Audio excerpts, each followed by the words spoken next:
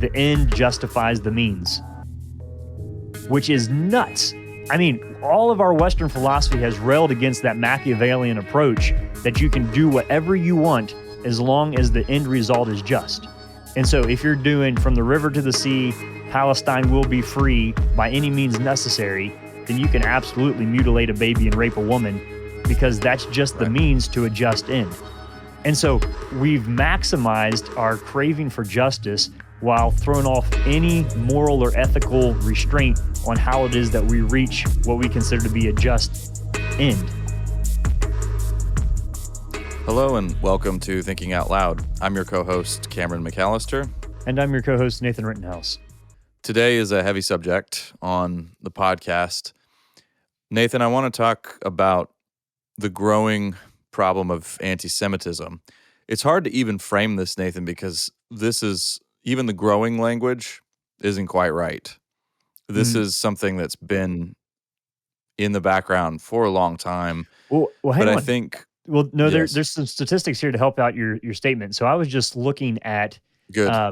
If you jump in on the conversation here, we're beginning in November 2023. Obviously, there's a lot going on. Anti-Semitism is to the forefront, but I was going back and looking at last year. So 2022, you could even find NPR reports saying that 2021 was the highest incidence of anti-Semitic hate crimes in the United States and rising over 5 years. So and this is important, pre-2023, pre-Israel-Palestine in the October 7th iteration, you would look at like Los Angeles, which was like 140 Jewish hate crimes against Jews versus 3 against Muslims. Or when you spread that out across different large urban areas in the U.S., there was pre-2023, we were at an all-time high since those records have been being kept in the United States. So that's a little bit tangential, but all of that to say, it's not wrong to say there's been a rise in the last decade at least. Definitely an uptick. But the growing language makes me uncomfortable just because I know a number of Jewish people would say this has been a problem for a while. We've recognized a kind of sometimes ambient atmosphere or of, anti-Jewish sentiments, but sometimes rising to the level of just kind of overt statements. But I think we're talking about it now because of what's the conflict between, there's a long-standing conflict between Israel and Palestine, but the recent Hamas attack, which is leading to all of these student demonstrations, particularly on college campuses in the Northeast, particularly in New York. But Nathan, I don't know if you caught some of these stories are interesting. They've several people have. There was the one that was highlighted was this billionaire whose name is now escaping me, who's basically said, "I'm done supporting Columbia University." Over the course of my career. Yeah, over the course of my career, I've probably given $50 million to that school. University of Pennsylvania is going through that also right now. UPenn has some big issues there as well. Yes. So the other interesting feature here, Nathan, is the double standard that we're seeing. And this is getting, I read an interesting piece today in Tablet Magazine by a former, a Columbia University alum. And she basically talked about when she was a student, I believe she graduated in 2020. And she was looking at the responses of her classmates now in 2023 to the Hamas attack. And noted these are some extreme responses, but they are sadly typical. One person in her class posted a picture of a soldier with his jackboot on the corpse of a Jewish soldier and put, heart-eyed emojis on it. And so she was talking about how when you had instances of police brutality against African Americans or anything like that, there was an instant wave of responses, of support for minorities, and there were strong reactions.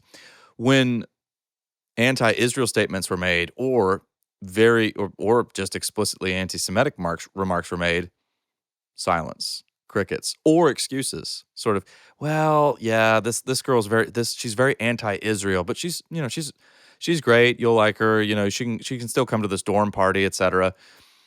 But so there's that double standard, Nathan. I think that's a notable feature that crops up time and time again, and it is tied a little bit to critical theory as well. Well, So yeah, there are a number of this is where I hope we go items we got to disentangle here. because on one hand, this is so obvious the way that this should play out that I mean, on one hand, we're a little bit shocked that we're right, but we shouldn't be surprised if you've been following along in the kind of the upper echelons of ideas in our country. But before we get there, let me parse out two things that I find interesting. One, when we're talking about anti-Semitism, we're not talking about anti-Israel as a nation state and their policies. So I think you could have people who have a reasonable thing of saying, you know what, I don't think that everything that Israel does as a nation state is the proper way to interact with their neighbors in the Middle East. Okay, that's having concerns, criticisms, or critiques of a nation state in the way in which they interact with another group of people. In the same way that you could talk about, I don't know, pick any other country in their interactions with their neighbor, right? So that's a critique of a political system and of a government. What's different? We're not talking about being opposed to what Israel is doing as a state. We're talking about anti-Semitism, as in, and we can I'm just saying, and I recognize it's a live debate on the state of Israel, nation state of Israel, and all the choices they make, and it's varied and complex, and in some ways it's not actually too. But set that aside and don't let that creep into the back of your mind. And if as you're listening to this conversation, that's not what we're talking about. We're talking about specific hatred of Jewish people. Now, within that set, when we're talking about anti-Semitism too, this is what's been wild for me, Cameron, to look at is, okay, I expected there to be some Palestinian students in the United States protesting what's happened after October 7th, right? I mean, there are people from Palestine. That's not who, by and large, is on the streets. I mean, look at the guy who was arrested at Cornell. His name is Patrick. He's Asian. I mean, this is not he's not even Arab. He's not Muslim. He's not from the Middle East. He's not. So that's where we want to try to go with is like, how do you get a Asian guy named Patrick being the anti-Semitic voice at a university like Cornell? That, to me, that's the whole, like, yes. When you start looking in that avenue, this is where this gets really, really fascinating. I mean, it's tragic. It's fascinating in the sense of like, how did we get here? Yeah, no, I'm with you there. I get uncomfortable sometimes because when I use the language of fascination, because it is very interesting to track how these ideas have taken such deep root, but it's also deeply tragic to see their outworkings. Here let's tread carefully on this, but I think, Nathan, we're gonna have to lay some of the blame, at least a considerable bit of the blame, at the feet of intellectuals. And actually, if you look into, I'll jump right on board. Yes, because let's see how it goes. Sure. I mean, I think, Rel, so this risks, of course, doing this risks making you sound like you are yourself an anti-intellectual or something like that. Not the case. What we want to, I think, contend for here is that we need to, I really like the word responsible. I think I use this word a lot in conjunction with our thinking. It's very important that we be responsible thinkers, I think. We want to be responsible thinkers. And that means we want to understand that I do like Richard Weaver's, from University of Chicago all those years ago, celebrated phrase, ideas have consequences. So if that's true, then we want to think responsibly, and we want to think out loud responsibly as well. I pun intended here. Yeah, that's what you did. But you have years and there you go. You have years and years of professors who exercise outsized influence on their students, of course, because they have a batch of young and impressionable minds who have said some, I think, very irresponsible things about Jewish people. And oh, hey, you want an example of that real quick? Again to, and yeah, I do. So I was reading is it University of Charleston? There is a Jewish study professor who said he used to show Nazi propaganda film to his students and then have them dissect it. Mm-hmm. And he said he no longer does that because he's afraid they'll be convinced by the propaganda. So it's an academic. That's Is that not wild?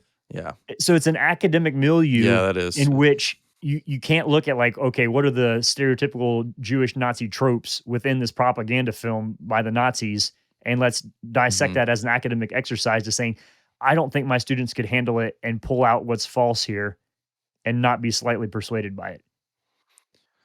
That's wild. It is wild, and I think that's a little side note because so many younger people, and I think we can count ourselves in the risk category here as well, Nathan, although we're what are we, geriatric millennials? I forget what Oh our yeah, our that's designation right. is or Yeah. something along those lines. But we are also part of a generation who are we're close to digital native, which means that we are accustomed to having people do our thinking for us. Nathan is in a different category here just because of the way he has chosen to live. If you ever ride in a car with Nathan and try to use Google Maps, Nathan will resist you and take it as a challenge I just and know some shortcuts. That's all. go out, square off against Google Maps. Right. So he's got a higher degree of independence, but you have increasingly a lot of people just the information is there's so much of it. It's overwhelming and it's cheap, it's easy. So people often want so people are generally speaking they have done a lot of studies on this. Unfortunately, your story there, Nathan, just confirms this in a pretty alarming way. Younger people are way more accepting of a lot of stuff. They're just willing to swallow it whole because they're not thinking discriminatingly about it. They're not thinking discerningly about it. So yeah, a really powerful piece of propaganda is can I can see how that would be highly effective and highly persuasive We live, to yeah. certain typically young people. Well, we live in a time of prepackaged meals, right? So HelloFresh drops off dinner. It's not like you grow it and cook it. And so we're used to prepackaged, Mhm. convenient nutrition physically, but also increasingly intellectually. I think that's the parallel there to what you're saying is there's not a whole lot of home cooking going on where we're looking at the various ingredients, thinking about how they're sourced, considering how to put them together. We're looking for something prepackaged and fast, and therein lies our swallowing of things that aren't true or good for us. It's the fast food of So we have a academics. number, yes, and but also we have a number of academics who have used their platforms just to yes to say some very irresponsible things. And here comes critical theory again. And let's again I want to couch this in careful terms because we are committed to not being alarmist in our tone. And I also want to say that you just because we don't buy into every conclusion drawn by some thinker in the critical theory field doesn't mean that you can't gain some insights from these studies. You can. Mhm. Just as you can gain insight from Nietzsche or Freud or any other, thinker whose views you don't completely endorse. But there's been a certain strand of anti-colonialism that specifically that construes Israel as colonizers. And you've many of you have probably heard this before. It's now getting recognition in different news stories. Again, pause to just note how interesting that is that a fairly obscure academic field is now becoming part of popular culture. That doesn't happen very often. It's kind of unusual. But when you have demonstrators and protesters in the streets, there you have it. But again, another parallel of our time is the late 60s and the 70s, where again, you did see this at demonstrations. You did see these kinds of philosophies. Existentialism was another example, making an appearance on the streets, so to speak. But this is where you can. So, Nathan, you made a critical distinction earlier that's very important. It is perfectly possible to have serious issues with, say, Israel's foreign policy and not be anti-Semitic. But the lines get blurred when Israel as a nation is construed as colonizing, then this does often mutate into I would say we can go back and forth on this, Nathan. I would like to hear your thoughts on here. This is where it sometimes seems to mutate from I have political disagreements, policy disagreements with Israel into a form of anti-Semitism that views Jewish people as oppressors. No, I'm not going to debate you there. I think it's a clear connection. If you're looking at critical theory in the context in which we differentiate everything out into oppressor and victim, the powerful and the Yeah. powerless, and the powerful are always wrong, Hmm. man, I mean, that's the direct link, right? So that is the academic idea that we see bearing fruit in multiple categories, and this is just the most recent iteration of that. Um, Hmm. so yeah, no argument there. Yeah. So the reason I bring that up is not once again to bring in the dangers of strains of neo-Marxism or critical theory, but to point out that when you have so first of all that ideas do have consequences, and when you have very highly people with very prestigious credentials at prestigious institutes of higher learning in which we place a lot of trust pontificating about these matters to young impressionable minds, this will have a definitive outworking in Well, practical terms in yeah, what's life, and sneaky? that's what we're seeing. Yeah, but what's sneaky about it, Cameron, is often there's like a decade delay. So, or more, Right. Exactly. because Yes. Hmm. you have to wait until those students become the professors themselves, and the previous professors move on to positions in government or business before the change actually happens. So you can look in the university and have a fair prediction of where things are going 10, 12 years down the road.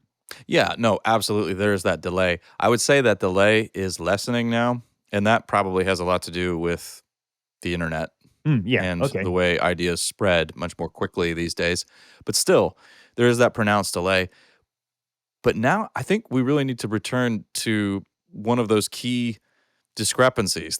The what do we, I mean? How else do we say this other than the kind of double standard where other marginalized groups become kind of lionized, or we try to generally speaking, it's viewed as something that's very good to Oh, yeah. contend for marginalized groups, to fight for their rights, and so on, except for Jews. What on earth is happening here? I mean, Well, this is okay. this is this is Let me something that is really conspicuous. So let me give you a an attempt. So I'm not saying that I agree with this, but I'm saying, all right, let's hit at this from this angle. Let's start off by saying that we Mhm. live in a time in which we care more about justice theoretically than ever before. That's what's driving all of this, right? A desire for Right. justice. So Yeah. Mhm. we are hyper justice, although we can't define it in any nuanced or complex way. So we just Nope. go for simple categories of who's succeeding and who's losing, and it's a zero sum game, right? That's the way that we look at the world. Where if somebody is winning, that means somebody is losing. The rising tide doesn't float all of the boats. That's kind of important in here. Um, is to say, um, the fact that Israel is more prosperous is directly dependent on them um, abusing their neighbors. That's the narrative that you have to see. So it doesn't matter Yeah, that they've it been. must be exploitation. Yeah. It must be exploitation because people only succeed through being evil. It's a wild critique of Yeah. success where you believe that you only. It's like no work ethic is involved here. It's only you get rich and powerful because you're lucky or because you're evil and you oppressed someone else. So, and again, I do not believe that. But if you did believe that, and then you look at the conditions in a town in Israel versus the Gaza Strip, you would say, look, one of these is more prosperous, and clearly the more prosperous is always wrong. The most successful is probably the most evil. And then here comes the wild line in all of this. You see this on the in some BLM things, but you also have now seen this on the street signs in these protests. The end justifies the means, which is Yeah. nuts. I mean, all of our Western Yeah. philosophy has railed against that Machiavellian approach that you can do whatever you want as long as the end result is just. And so, if you're doing from the river to the sea, Palestine will be free by any means necessary, then you can absolutely mutilate a baby and rape a woman because that's just the Right. means to a just end. And so we've maximized our craving for justice while throwing off any moral or ethical restraint on how it is that we reach what we consider to be a just end. Yeah, What I've and said makes a just lot of to sense, but I don't know if I said it clearly or precisely enough. no, you said it clearly. You said it chillingly clearly. And now it's my turn to give you a piece of evidence to back up some of what you've just said. One of I'm not sure I'm not going to link this in our show notes, but listeners, you can go find it. Just use the almighty internet, right? But Columbia University professors, I'll give you all you need to know to look this up if you want. I view this as incredibly heinous, so I'm not going to give it the time of day by linking it in the show notes. But some Columbia University professors, some of you will know this, wrote an open letter, quote, recontextualizing the tactics employed by Hamas. All of those tactics that Nathan just named out for us: raping women, murdering, mutilating babies. So this is some pretty wild stuff. And let's go back to the word justice now, Nathan. This is undeniably a justice obsessed moment, and I've been saying this more and more. We're living in a uniquely moralistic moment Oh as yeah. well. Even a prudish one, Oh, which may but hey, sound surprising to some. Yes. can I comment on that just real quick? There was a distinct turn Yes. in like 2013, around in there, and then up through 20. So this was not, I would say this was not true 12 years ago. But so when I was No, it's very doing a bunch of recent. stuff in universities in New England around the time of the rise of ISIS. And so ISIS was chopping people's heads off. And in your Ivy League schools, people are like, like we can't, I mean, it's probably cultural, so we can't really say it's wrong, but I don't like it. There was a time in there where that was like the chips were Yeah. falling. And then the election of Trump, like all these liberals went nuts on what is truth? Did he say this? Is this really real? And it was hilarious to watch all these people who claimed they didn't really care about truth or context and all this stuff just go ballistic on, oh, like, wait, actually you do. So yeah, it's not new in the sense that it's like a decade old, but So there was a point here where it wasn't this intense not so long ago. Well, Nathan, let me ask you a question then along those lines. So you had a front row seat to this sea change that really took charge in 2016 with the election of Donald Trump. Before that, when you were speaking on university campuses, and especially just behind the scenes when you're speaking with students, in those years, would it have been accurate to say that some of the main challenges for us as Christians were maybe hedonism and pluralism and those kinds of values? Yeah, well, so let me give you an example here. All right, I remember meeting with some students who were master students in an economics program at Harvard, and they were Christians. And they said, look, we're studying corruption in Chinese business right now. And everybody else says, nah, there's nothing really to do about it. And you can't say it's wrong. It's just cultural. It's just the way that the Chinese do business. And we feel like that's not right. Like math is a moral thing. Can you help us frame some arguments ethically sourced and why we should hold our foreign partners to ethical business standards, even if we don't share the same culture? And I was like, yes, absolutely. If you will tell me the names of all the companies that think corruption is just cultural, because I don't want to have any association with them mathematically, right? I mean, just process that for a second of like, well, you can fudge the numbers, but you can't say that it's wrong for somebody to cheat you if them cheating you is part of their culture. I mean, you have to have a pretty privileged life to live in a context in which you would think that is even a remotely interesting thing, that you would even entertain that line of thinking. It's hilarious.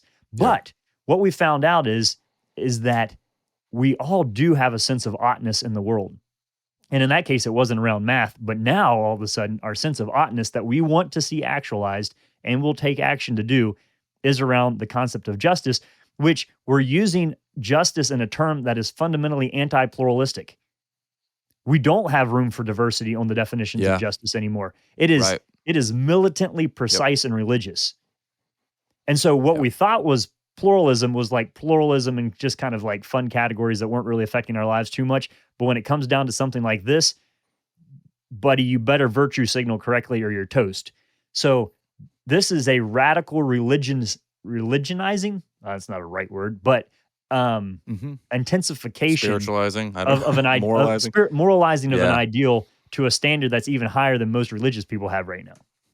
Yeah. So that is a dramatic shift, and it has to do. I mean, also you have historical factors will intensify the situation. People, I remember when 9/11 happened, some cultural critics called that the death of irony, because now suddenly everything gets real serious again and the stakes are really high. There does seem to be there's a growing awareness of an overall that we're pitched for some major conflict of some sort or other, that things are coming apart, the social fabric is fraying. So there are those aspects at the forefront here as well. But it's a prudish moment too, because another another example that goes along with some of what you were saying, Nathan, nowadays is you would have instances, for instance, when the George Floyd murder took place on some university campuses, student groups, and these were on social media, were basically tagging people, calling them out, and all holding them accountable to post their receipts of donations to BLM or different organizations like that, and prove, that you're basically doing something, that you're an activist, and you're working for the marginalized. So Well, that kind of pressure. it's not Yeah. it's not just that, it's the speed at which that's expected. So all of that happened way Right. before the actual trial in George Floyd's case. And a lot of this protest happened while there were still Hamas terrorists inside of Israel.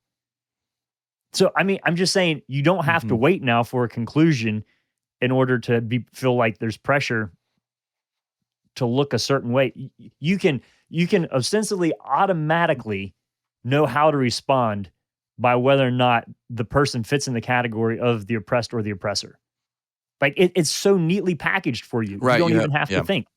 And you Hmm. look at the history. I mean, people were shocked that BLM Chicago had like, a stand with Hamas paratrooper, post on their social media.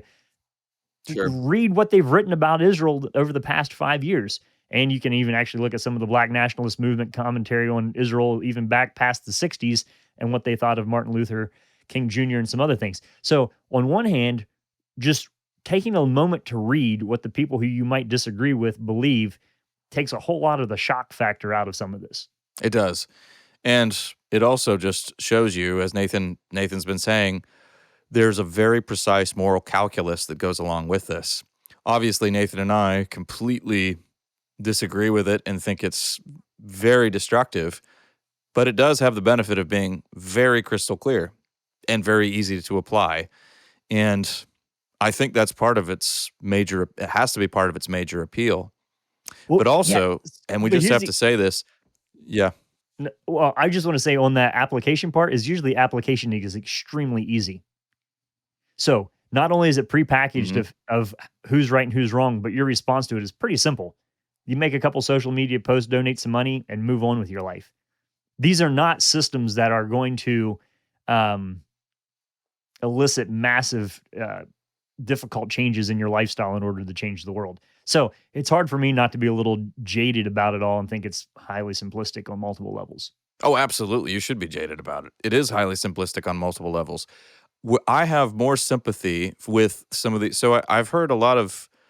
I understand why there's a lot of rage directed at these students who buy into this and then zealously march across the streets with megaphones and all sorts of slogans and celebrating murder and mayhem and thinking they're doing the right thing. I have more sympathy for them because they're young and naive and stupid, just like I was young and naive and stupid when I was a student. Okay, That's what all the so 57 that's year olds why are I saying say about that. us right now too. So we embrace our Precise, yeah, exactly. if we, Lord willing, if we make it to the age of 57, we have footage of us now, and we can have a good laugh at some of the stuff we've said. But I hold to a higher degree of responsibility the mature adults who are fomenting this stuff, whether they're professors. And this is not a call, I think there are a lot of professors who have manifestly failed to think responsibly, to write responsibly, and to help guide young people responsibly. And there are drastic consequences for that. Teaching is a sacred vocation. It's a very important job. And those who just pump out these ideas to young and impressionable people, and I'm not saying these young students are helpless and that they can't think for themselves, but again, when you're young, they're still impressionable and young. They're highly, it's the ease with which we can influence them is a lot higher. Well, So especially if you're that coming needs to from be taken into account. yeah, especially if you're coming into this as a context of a young person who doesn't have a lot of moral foundation. Maybe you don't have a strong family, community background, and now you're running into an authority figure for the first time who has very precise, clear, and a bunch of research and fancy sounding articles to back up what they're saying. It's an asymmetric Right. fight in the world of Yes, ideas. exactly. That's my point. Yeah, that disproportionality right there, which again is normal when you have a professor teaching students, which is why it's a sacred calling, and the professor needs to honor that disproportionality by wielding his or her power with responsibility. And also, increasingly, Nathan, I mean, as we've talked about multiple times on the show, most young people now, statistically, don't have what we would consider to be a moral foundation. Hmm. They're coming. I mean, we're moving around in a culture that is so unbelievably broken. We have scarcely even taken full measure of how damaged we are as a society right now as a result of breakdown in the family, and really on a larger level, because we're tearing up all of our roots, the roots of our traditions that have sustained us throughout all the years. And yes, I do think Christianity is a vital aspect of that, but there I'm are just real trying. consequences Yeah, I'm for just that. trying to. I'm just trying to process like your parents' response if you were involved in something like that. I mean, could you not see your dad coming to you with a Hmm. stack of 47 textbooks and being like, "Look, Yeah. this is," I mean, it's just hard to not see. Yeah. Yeah, but my dad was present. Both my parents were present. And I pulled books off the shelf when I was a little boy filled with imagery of mutilated bodies from wars. And my parents didn't expect me to be looking at that right then, but what did they do? They walked me through that and talked to me Mhm. about, okay, this was Hiroshima and Nagasaki. I'll Yeah. never forget a picture of a little boy and a mother under the rubble with their ears vaporized off. I'll never forget that. But Mhm. all of Well, this, I had somebody guiding me. yeah. Well, even in high school, I had a multi-year, multi-discipline course called The Inhumanity of Man and the Impact of that Inhumanity on Humanity. And like multiple times Wow, had to really? bring home permission forms for the teachers to show me stuff Yep. and make sure that was okay with my parents to see what people are capable of doing to other people and the ideas behind it. That was some Yeah. great education right there. And it all brings me I back mean, around when there's you're there's some I was just gonna yeah, say, when it brings me go ahead. back around to one of my favorite Peter Kraft, and I don't know what the specific lecture is, where he talks about you can have a totally successful academic career expounding ideas that have no bearing on reality. You can even get tenure and Yeah, you're good to go. In the academy, you that's don't right. necessarily have to have Mhm. ideas that work.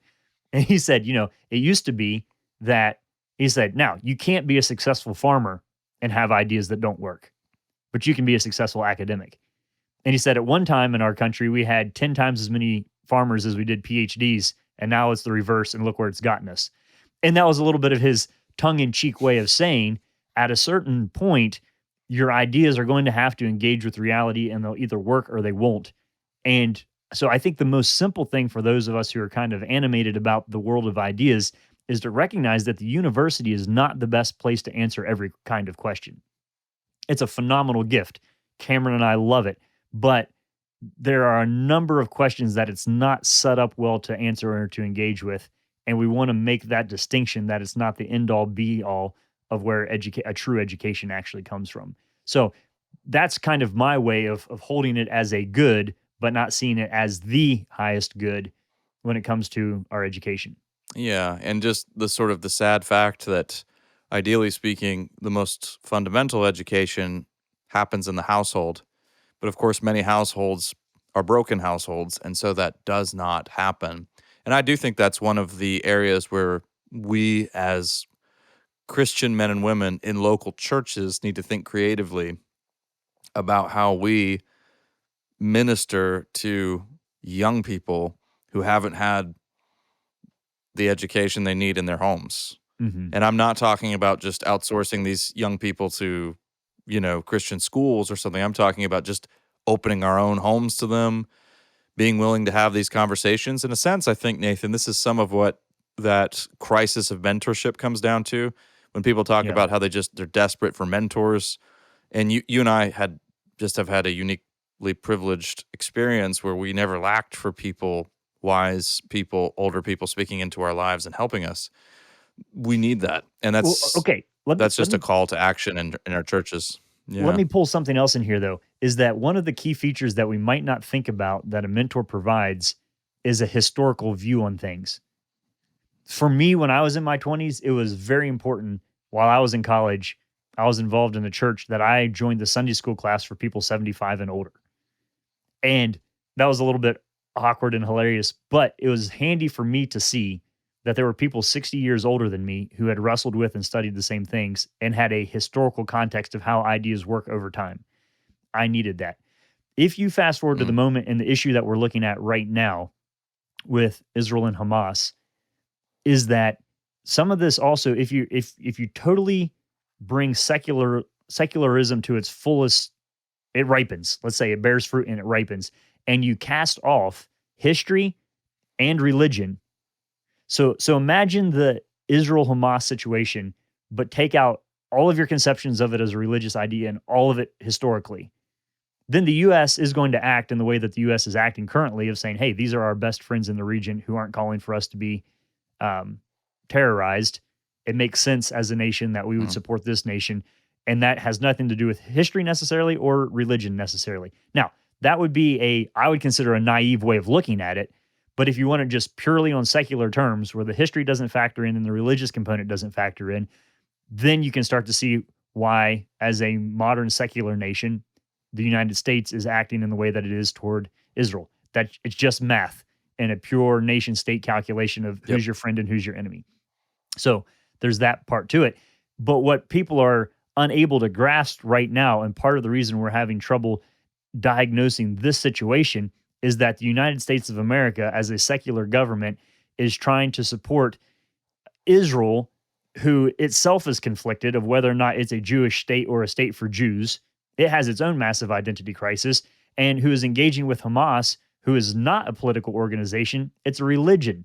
It's a religious institution that Yep. has a political wing to it. And so like there's a sense in which in America we're educating ourselves into an academic simplicity that does not allow us to accurately grapple with the complexity of the world as it actually is. And so for me, that's a sad thing to see. Yeah. Like we don't know how to handle this because in our modern quote air quote here modern way of thinking, we've chopped off the categories of reality that are the most meaningful to the people that we're trying to Hmm. engage with, and we suddenly have no common language or way of thinking or a common reference point even in order to begin that in a meaningful and constructive way. So for me, there's a hopelessness that goes alongside what's happening that's partly our fault because of what we've chopped off in our academic pursuits over the last couple decades. Let me just flesh out. We're creeping up here to the 40-minute mark, so we'll wrap it up here soon. But let me just flesh out a little bit of what Nathan said because it's very important. So yes, Hamas is not first and foremost a political movement. It is a religious movement. But the issue here is devout Islam. If you take its sacred writings seriously, so that is the Quran, the Hadiths, Islam is a theocracy. And so its aspirations are both religious and necessarily political. But where we are hamstrung here in the United States is if we're talking about in the region of politics, we've deluded ourselves into thinking that secularism is actually a reality for most people around the globe, and that it's possible to talk about a group like Hamas in purely political terms. And interestingly enough, these Hamas and many of these groups are more than willing to use that as a strategy against the US. And moreover, we have ideological oppositions to talking about Islam in those terms, multiculturalism and all sorts of other. Again, here's critical theory rearing its head again to defang Islam and say, well, essentially, Muslim, Islam is really it's not a radical religion. It's, most Muslims are peaceful. I've always liked what our friend Andy Bannister says about the subject, Nathan. Dr. Andy Bannister, who did his PhD on Islam, he says there are millions and millions of moderate Muslims. There is no such thing as a moderate Islam. And we are politically in the United States now completely unprepared to engage with it in those terms. Well, because people are going to say, so Cameron, that presents to us some you just uttered insuperable challenges. People are going to say you just uttered a totally Islamophobic statement. And the response to that is, yeah, it's not. If you've ever read the Quran, you're actually taking. I was going to say, just the response is just go read the Quran. But I mean, yeah. So what's Hamas's charter say? Like they're telling you who they are and what they want to do. So it's not speculating and it's not assuming and it's not stereotyping. It's believing them when they say what their vision is. Now, whether that scares you or not is up to you. But I mean, right. Well, and two other items to bring in here real quickly, Nathan. I think and we can talk. I mean, this is thinking out loud. We can come back to this. I think we need to come back to this. Whenever you're talking about prejudice, there is a deeply irrational kernel. I mean, well, not. I mean, there's a deeply irrational center to it always, and also. So there's a deep irrationalism to it because I mean this is easy to see when you try to spell out clear reasons for why somebody ought to hate another human being or a group of human beings. But another one is there's a demonic element here as well, and I think we need to be aware that this is a uniquely it's a dark moment right now. I mean, and dark moments occur throughout history, but we do need to be vigilant in the sense that we need to be praying. We need to stop being so afraid to speak clearly on this. Anti-Semitism is wrong and wicked and heinous. So is racism. But I think part of what's so tragic to watch are some of these, a lot of these progressive institutions that love to laud themselves as celebrants of diversity, how silent they've been when it comes to some of these atrocities perpetrated by Hamas. They keep their cards to their chest. They're hedging their bets. They won't outright condemn. That's very telling. I think in our own lives, we need to be willing to speak the truth. We want to speak it in love, but we want to speak it in firmness as well. We need to be in prayer. Yeah, these are interesting times. But I also just want to recognize that, I mean, when we're looking at anything like anti-Semitism, you will have whole systems of thought behind it, careful, coordinated thinking. I mean, the Holocaust, of course, the shadow of the Holocaust falls across all of this. Nevertheless, there remains a deeply irrational center there when it comes to hating people. I mean, in a sense, you have to. I was talking to a friend the other day, Nathan. You back up and you look at lives being lost. Another image indelibly seared onto my consciousness from my childhood was, and you've probably likely seen this one too, Nathan, of the bulldozer with all the bodies in it, just shoveling them into a mass grave. That comes from a documentary on Auschwitz, actually. But you come to a place where you just say, oh my goodness, the world is this is so wrong, so tragic, just this an amazing disorder and darkness. And I think it's moments like this where you can come to a fresh recognition again, because we need to hear it, because we're so easily distracted, we're so easily just sort of pulled into sleepwalking through life. We need to be reminded, this is why we pray, come Lord Jesus, come quickly and save us. And it's, I mean, because it's not, in the end, we have to get away from this us and them mindset. I mean, the problem, I always like the way William Lane Craig said it. The problem of evil is our problem. And so we really do need to be saved. And I think we've had a number of occasions here to appreciate that, here in recent years. But at the end of the day, all of our best think, ideas yeah. don't give us enough to really hit things at the deepest level in which they need to be addressed. And so I think when we look at the teaching of Jesus, it's not just don't be anti-Semitic. It's prescriptive to love the neighbor, care for the enemy, to practice a wholehearted, and in every category and aspect of our lives. You're listening to this and you're saying, oh, I'm not anti-Semitic. Great. What are you irrationally? And where do you have room to continue to practice your love and grow in your understanding? Those are challenges for us all. You've been listening to Thinking Out Loud, a podcast where we think out loud about current events and Christian hope. Thanks for listening to Thinking Out Loud. If you'd like to learn more about what we do, book Nathan or Cameron, or if you'd like to support us financially, whether through a one-time donation or on a monthly basis, you can do so on the donate page at www.toltogether.com. That's toltogether.com. And please consider leaving us a 5-star rating and sharing this content with your friends. It really does help.